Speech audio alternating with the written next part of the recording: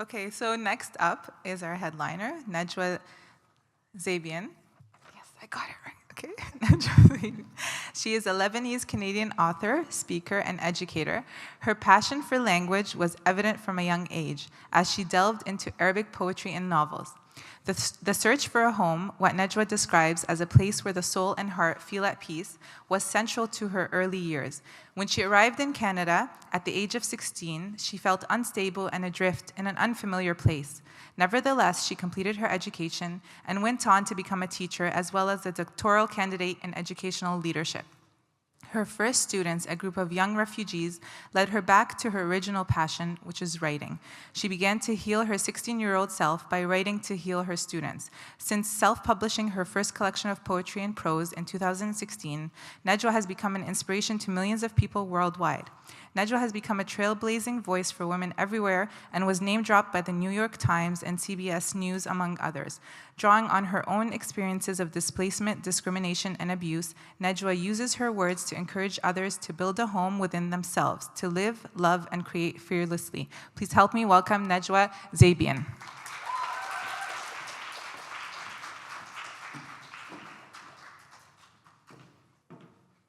Assalamu alaikum. For tonight, I chose to read a few selections from my first book, Mind Platter. They're written in a very poetic way, but they're not the regular poetry that you will hear. So I hope that you like them. The first one is called Stay True to Yourself. Don't worry about what people think of you or about the way they try to make you feel. If people want to see you as a good person, they will. If people want to see you as a bad person, absolutely nothing you do will stop them. Ironically, the more you try to show them your good intentions, the more reason you give them to knock you down. Keep your head up high and be confident in what you do. Be confident in your intentions and keep your eyes ahead instead of wasting your time on those who want to drag you back. Because you can't change people's views, you have to believe that true change for yourself comes from within you, not from anyone else. You don't have to clap every time. The second one is called Take the Lead. You choose how your life is going to be. Don't let anyone make decisions for you unless they've got your head on their neck and your heart in their chest. Be a leader of your own life. And don't get yourself to a point where you realize that you are on a road that is not your own. And no, leadership does not mean that you have to be popular or have people following you. Being a leader is about leading your own mind's logic and leading your heart's reason. Be cognizant of the decisions that your mind and heart make, and your life will be much more meaningful and rewarding. The next one is called Don't Be Shallow. What is the point of a diamond dangling on a heartless chest, or on a deaf ear, or on an ungenerous hand? What is the point of loving people for the way that your eyes see them, not for who they really are on the inside? Don't be the one who gets fooled by an egg dipped in gold. At the first obstacle, its beautiful covering shatters, and all that is left is nothing that will please your eyes. Use your eyes to see into people's hearts, not the way that they make their hearts appear. This one is called Philosophy of Life. I am not better than you because of my religion, color, culture, education, status, wealth, etc. I am not, and neither are you. I must accept accept, and so should you, that there are differences between us that we were born into. Why do we focus on these differences? Put your hand in mine and let us accept that our differences should not come in the way of us uniting for the basic human values that we share: compassion, peacefulness, respect, honesty, innocence, humbleness, and sympathy. Does a baby born here smile differently than a baby born anywhere else in the world? Do they cry any differently? We may not speak the same language and we may not live the same lifestyle, but a smile I put on my face when I see you puts a smile on your face before you can even think of it. Now that is powerful. I hope that every sense of arrogance or greed in my heart is deviated to a sense of humility, so the wall of ignorance to the real issues in the world can be shattered by the common rights that I share with all of my brothers and sisters in humanity.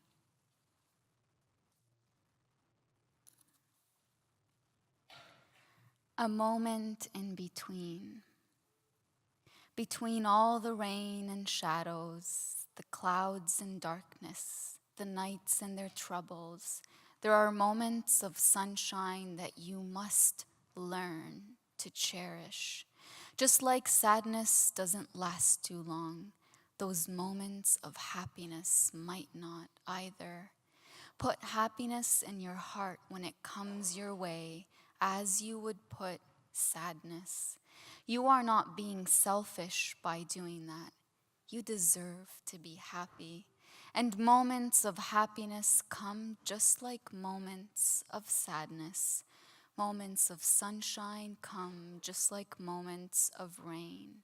You can choose to bask in the sun just as you choose to get drenched in the rain. This one's called When You Lose Hope. Don't allow a few humans who shattered your belief in humanity make you believe that good humans don't exist. They do exist, and the biggest proof is that you exist.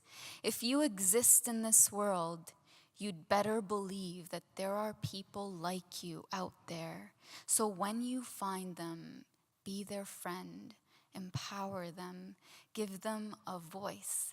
Give them the care and love and kindness that you would give to everybody else out there in the world. But because you know how much you need it, being the good heart that you are, give it to them in abundance. This one's called Better Places. There will always be places that don't welcome you, people who don't want you in their lives, and dreams that just don't work out. But that doesn't mean that there aren't other places that will welcome you. That doesn't mean that there aren't other people who would love to have you in their lives.